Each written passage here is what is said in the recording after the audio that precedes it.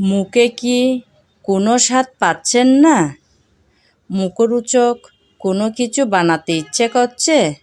তাহলে বন্ধুরা, আমি গ্যারান্টি দিয়ে বলতে পারি, আমার এই রেসিপিটা ফলো করে ট্রাই করলে কখন যে 1 প্লেট ভাত নিমিষেই শেষ হবে টেরও পাবেন না। নমস্কার বন্ধুরা, কেমন আছেন আপনারা? আশা করি সবাই ভালো আছেন, সুস্থ আছেন আর নিরাপদে আছেন। আমিও আছি মোটামুটি। প্রতিদিনের মতন আজকেও চলে আসলাম নতুন একটা রেসিপি সঙ্গে নিয়ে। আজকে বানাবো ঢেঁড়সের ভর্তা। সেজন্য এখানে কিছুটা পরিমাণ ঢেঁড়স নিয়েছি। এখান থেকে কিছুটা পরিমাণ ঢেঁড়স পরিষ্কার করে ধুয়ে কেটে তারপর বসিয়ে দেব চুলায়। ততক্ষণ আপনারা আমার সঙ্গে থাকুন।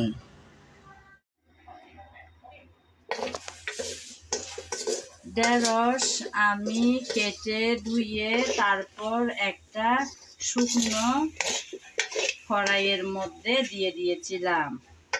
তারপর সঙ্গে দিয়েছি কয়েকটা কাঁচামরিচ, কারণ আজকের এই ভর্তাটা বানাবো আমি কাঁচামরিচ দিয়ে।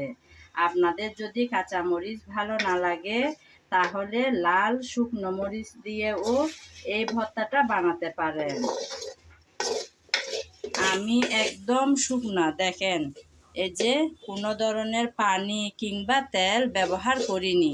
একদম শুকনো একটা প্যানের মধ্যেই এই কাটা ঢেঁড়সগুলো ভালোভাবে নেড়ে চেড়ে ভেজে নিচ্ছি।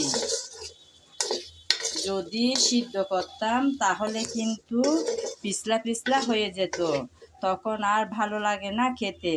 তাই আমি শুকনা কড়ার মধ্যেই এই ভাজাটা করে নিচ্ছি। আপনারা চাইলে সিদ্ধ করেও এই ভর্তাটা বানাতে পারেন কিংবা তেলেও ভেজে করতে পারেন। তবে এভাবে শুকনো তাওয়ার মধ্যে ভেজে করলে দারুণ হয় খেতে। নেড়ে চেড়ে ভালোভাবে আমি এখন এভাবে ভেজে নিচ্ছি। আমি কিন্তু এই ঢেঁড়স ভাজার মধ্যে ঢাকনা ব্যবহার করব না। ঢাকনা ব্যবহার করলে একদম পিছলা পিছলা হয়ে যাবে, তাই ঢাকনা দেব না।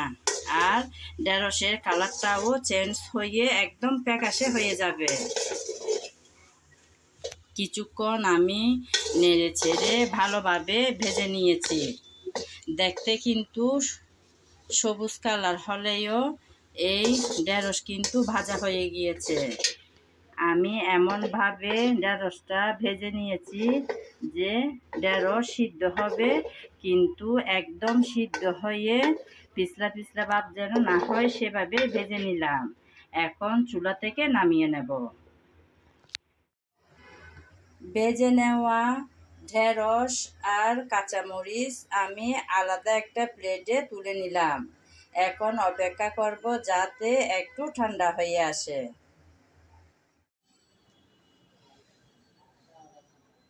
ঢেঁড়সগুলো আমি একটা ছড়ানো প্লেটে নিয়ে নিয়েছিলাম। এখন কিন্তু অনেকটাই ঠান্ডা হয়ে আসছে। এখান থেকে আমি যে মরিচগুলো দিয়েছিলাম সে মরিচগুলো নিয়ে আলাদা একটা পাত্রে নেব।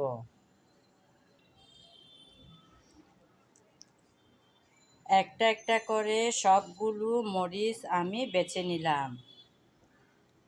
এখন আমি এই ঢেঁড়সগুলো আলতোভাবে হাত দিয়ে সব মেখে নেব। আপনারা চাইলে শিলপাটায়ও এই কাজটা সম্পন্ন করতে পারেন। তবে ঢেঁড়স ভর্তা শিলপাটায় না করে এভাবে হাতে চটকিয়ে করলে ভীষণ ভালো লাগে খেতে। তাই আমি এভাবে করার চেষ্টা করি। শিলপাটায় করলে পিছলা পিছলা হয়ে যেতে পারে। আমি এখন একটু একটু করে সবগুলো ঢেঁড়স এভাবে কুচলিয়ে তারপর চলে আসব আপনাদের মাঝে। একটু একটু করে সবগুলো ঢেঁড়স আমি কুচলিয়ে নিলাম। এখন তো অনেকের ঘরে দেখা যাচ্ছে বাটনা আছে, সেই বাটনা কিন্তু আমার ঘরে নাই। অনেক আপুরা, অনেক দিদিরা কত সহজেই সেই বাটনার মাধ্যমে নানান ধরনের ভর্তা বানিয়ে থাকে। আমিও ওনাদের ভর্তাগুলো দেখে দেখে চিন্তা করি কখন আমি বাটনা কিনবো আর মজাদারভাবে সেই ভর্তা বানাবো। সবগুলো ঢেঁড়স আমি কচলিয়ে নিলাম। এখন এই প্লেটটা একটা সাইডে সরিয়ে রাখবো। এখন যে কাঁচামরিচ আমি আলাদা করে রেখেছিলাম সেই কাঁচামরিচ সামান্য অর্থাৎ পরিমাণ মতো লবণ দিয়ে কচলিয়ে নেব। আমি তো আজকের ভর্তাটা কাঁচামরিচ দিয়েই বানাচ্ছি। আপনাদের যদি কাঁচামরিচ ভালো না লাগে তাহলে লাল শুকনো মরিচ দিয়েও এই ভর্তাটা বানাতে পারেন। লবণ দিয়ে এখন আমি ভালোভাবে কাঁচামরিচগুলো কচলিয়ে নেব।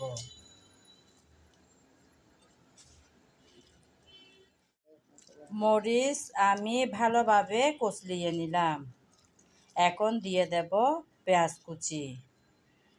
ভর্তার মধ্যে একটু বেশি করে পেঁয়াজ দিলে ভালো লাগে আমার, তাই আমি আমার পরিমাণ মতন কিছুটা পরিমাণ পেঁয়াজ কুচি করে রেখেছিলাম সেগুলো নিয়ে নিলাম। এখন মরিচ আর পেঁয়াজ একসাথে ভালোভাবে কচলিয়ে নেব। পেঁয়াজ আর কাঁচামরিচ আমি ভালোভাবে একসাথে কচলিয়ে নিলাম। এখন দিয়ে দেব ধনেপাতা। ভর্তার মধ্যে একটু ধনেপাতা দিলে ভালোই লাগে খেতে।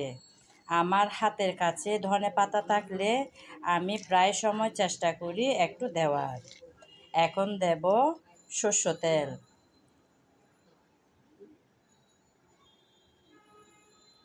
যেটা ছাড়া ভর্তা একদম অসম্পূর্ণ।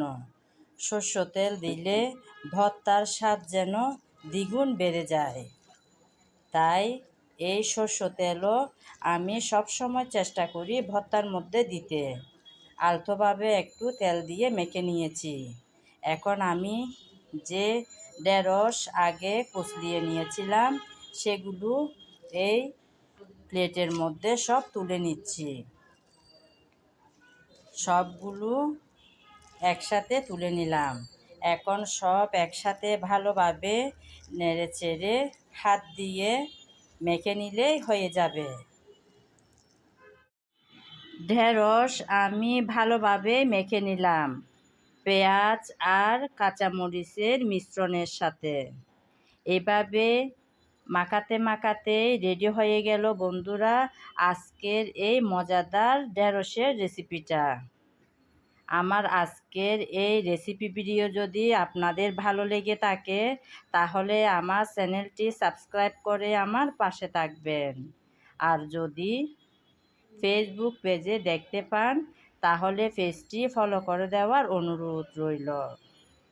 এতক্ষণ যারা আমার সঙ্গে ছিলেন, আমার ভিডিও জুড়ে ছিলেন, তাদেরকে জানাই অসংখ্য অসংখ্য ভালোবাসা। আগামী ভিডিও দেখার আমন্ত্রণ জানিয়ে আজ এখানেই বিদায় নিলাম। সবাই ভালো থাকবেন, সুস্থ থাকবেন আর নিরাপদে থাকবেন। রেডি হয়ে যাওয়া মজাদার ঢেঁড়সের রেসিপিটা আপনাদেরকে পরিবেশন করে দেখালাম বন্ধুরা। দেখুন বন্ধুরা কতই না দেখতে সুন্দর আর লোভনীয় দেখাচ্ছে। গরম গরম ভাতের সাথে যদি এরকম ঢেঁড়সের ভর্তা থাকে না, কখন যে এক প্লেট ভাত নিমিষেই শেষ হয়ে যাবে টেরও পাবেন না। এতটাই মজার, এতটাই সুস্বাদু।